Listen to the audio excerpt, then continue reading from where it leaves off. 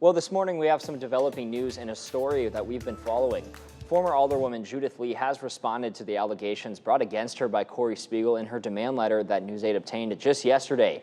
And Joe McCoy joins us now in studio. And Joe, what are Spiegel's allegations against Alderwoman Lee, and how is Lee responding? Yeah, Charles, in her demand letter, Spiegel claims former Alderwoman Judith Lee, quote, engaged in a persistent effort to defame me, violate my rights, inflict emotional distress, and separate me from my employment. Spiegel says Lee allowed an outside party to participate in the completion of her performance evaluation. She then alleges former city attorney Tom Warner advised those charged with the evaluation process oversight to disqualify Lee from further participating in Spiegel's performance evaluation. But Alderwoman Lee was allowed to continue. Spiegel goes on to say former Alderwoman Lee attempted to cause intentional harm to Spiegel and Tom Warner's employment status, and that the violation of her rights during the evaluation process was not surprising to her.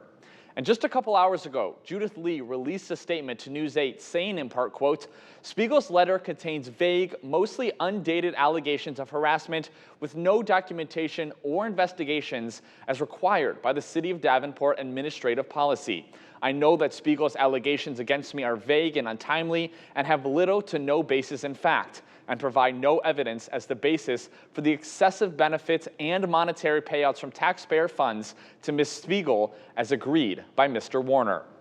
And also, according to court document affidavits, Alderwoman Judith Lee claims she was not given the opportunity to approve or deny the $1.6 million deal.